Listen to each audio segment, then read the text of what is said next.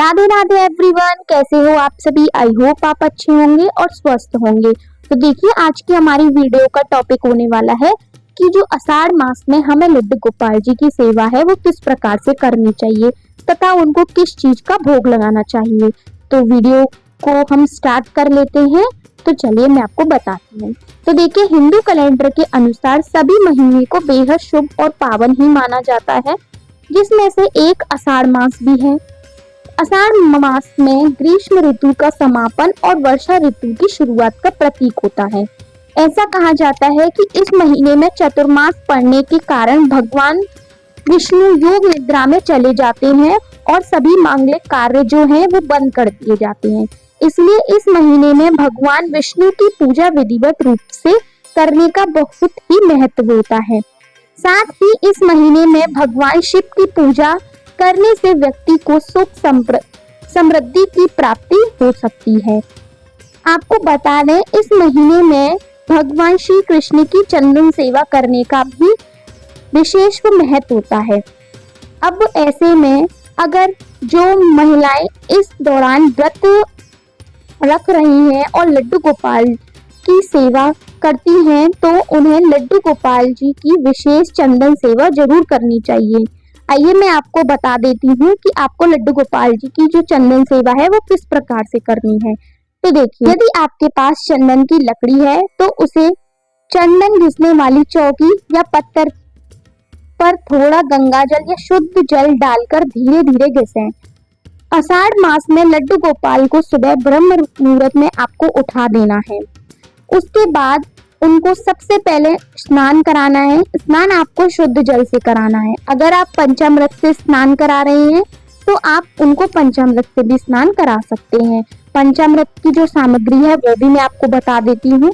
पंचामृत में जो सामग्री होती है वो दूध होता है, दही होता है, घी होता है, शहद होती है और गंगा जल का मिश्रण। इससे हम बनाते हैं पंचामृत को। आप इस पंचामृत को बनाने के बाद लड्डू गोपाल जी को स्नान करा सकती हैं। फिर जब आप पंचामृत से स्नान करा दें लड्डू गोपाल जी को, उसके बाद आप उनको दोबारा शुद्ध जल से स्नान कराएं।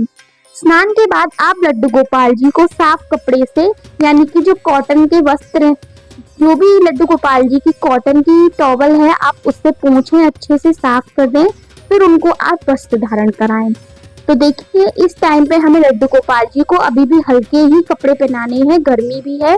तो आप लड्डू गोपाल जी को सूती कोई भी उनकी पोशाक जो है वो धारण करा सकते हैं। धारण कराने के बाद अब आप उनका श्रृंगार कर सकते हैं।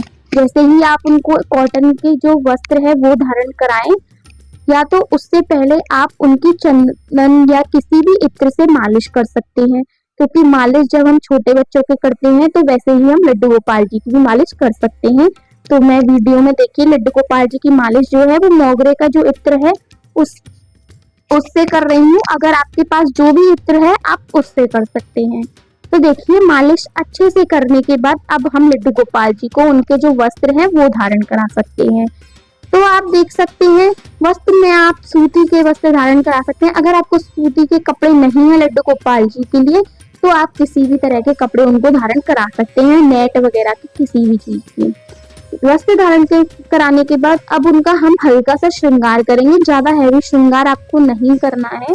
आप उनका है हल्का हल्का जो श्रृंगार होता है वो कर सकते हैं। जैसे एक माला पहना सकते हैं। जैसे आप 2 माला पहनाते हैं तो एक माला पहना दीजिए, छोटे छोटे खड़ुए हैं वो पहना दीजिए। और आप उनके गले में या तो तुलसी माला पहना सकते हैं या वैजंती माला। मेरे पास दोनों ही है। तो देखिए, मैंने हाथ में वैजंती माला दी है लड्डू गोपाल जी के श्रृंगार के बाद, और उनको मैंने तुलसी की माला धारण करा दी है। उसके बाद मैंने बंसी धारण कराई है। बंसी धारण करने के बाद अब मैं लड्डू गोपाल जी को येलो कलर का कॉटन का जो मुकुट है, पगड़ी है, जो भी कह सकते हैं, वो मैं उनको धारण कराऊंगी। हैवी नहीं है। उसमें मैं एक पैच जो है वो लगा दूंगी और उनका फेवरेट मोर पंख लगा दूंगी।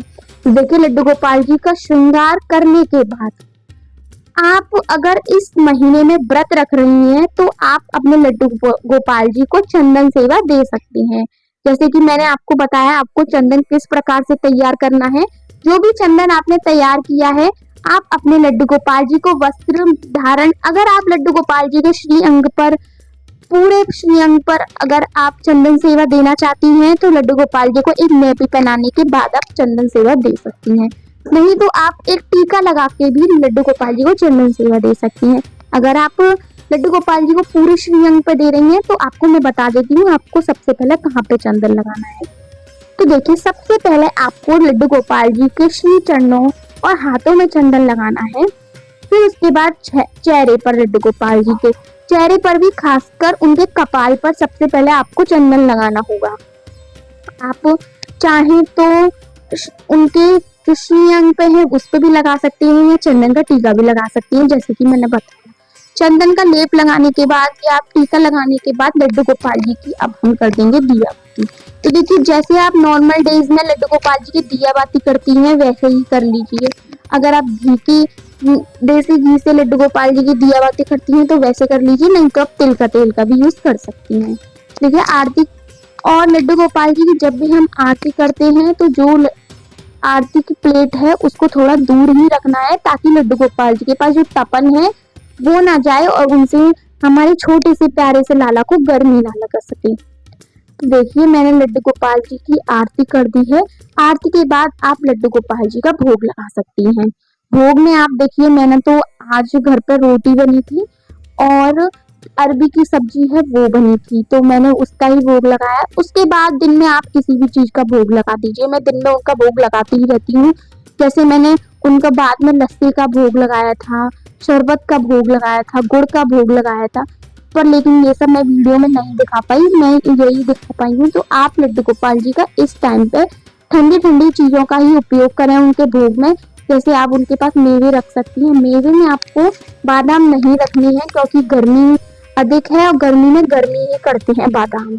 उसके बाद लड्डू गोपाल जी को आप शरबत का भोग लगा सकती हैं, किसी भी जूस का भोग लगा सकती हैं। घर पे ही आप मैंगो शेक बना सकती हैं, तरबूज का जूस बना सकती हैं, खरबूज, कुछ भी रख दीजिए, आम वगैरह, जो भी आपको अच्छा लगे। लड्डू गोपाल जी से आपको लगे ये लड्डू गोपाल जी अच्छे से पा सकते हैं वैसे जब भी आप भोग लगाएं तो लड्डू गोपाल जी के भोग में जो तुलसी पत्र है उसको अवश्य ही डालें, क्योंकि बिना तुलसी पत्र के लड्डू गोपाल जी भोग स्वीकार नहीं करते हैं। जब अगर आपके पास तुलसी पत्र, गर्मी अधिक है, पेड़ सूख भी जाते हैं, अगर आपके पास नहीं है तो आप जो तुलसी की माला आती है उससे स्पर्श कराने के बाद भी अपने लड्डू गोपाल जी का भोग लगा सकती हैं।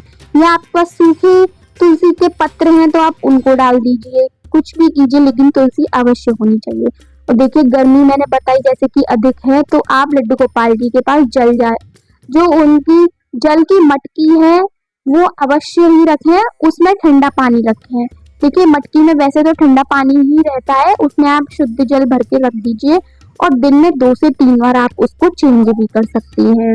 जैसे आपको ठीक लगे वैसे आप कर दीजिए। दिन में 3 बार चेंज कर पा रही हैं तो दिन में 3 बार चेंज कर दीजिए, 2 बार हो पा रहा है तो 2 बार कर दीजिए। और टाइम टाइम पे अपने लड्डू गोपाल जी का जो जल का भोग है वो भी आप देती रहिए, जल की सेवा। और देखिए, इस टाइम पे गर्मी भी है तो आप अपने लड्डू गोपाल जी की जो हवा का प्रबंध है वो अवश्य करके रखें। अपने लड्डू गोपाल जी के पास या तो छोटे मिनी कूलर जो आते हैं वो रख सकती हैं, या आपके पास घर में जो एसी है, कूलर है, उसके सामने आप अपने लड्डू गोपाल जी को बैठा सकते हैं, जिनसे उनको गर्मी ना लगे। जैसे आप बैठते हैं वैसे ही आप अपने लड्डू गोपाल जी का सिंहासन लगा दीजिए और वहीं पे बिठा लीजिए, उनको टीवी दिखाइए, उनको जैसे आप रहती हैं वैसे ही आप उनको रख सकती हैं। लड्डू गोपाल जी को गर्मी ना लगे, पंखा में अवश्य लगाएं, उनके पास खुली जगह में रखें, उनको गर्मी नहीं लगनी चाहिए, क्योंकि वो हमारे छोटे से लाला हैं और लाला जैसे हम अपने बच्चे को गर्मी नहीं लगने दे सकते वैसे ही हम अपने लड्डू गोपाल जी को गर्मी नहीं लगने दें। आई होप आपको वीडियो अच्छी लगी होगी। अगर आपको वीडियो अच्छी लगी है तो प्लीज चैनल को लाइक करें और कमेंट में जरूर बताएं कि आपको वीडियो का कौन सा पार्ट अच्छा लगा। और आप प्लीज छोटे लड्डू गोपाल चैनल को सब्सक्राइब कीजिए, ताकि जब भी मैं न्यू वीडियो डालूं तो आपके पास पहुंच जाए। तो जब तक के लिए आप सभी को प्रेम भरा राधे राधे।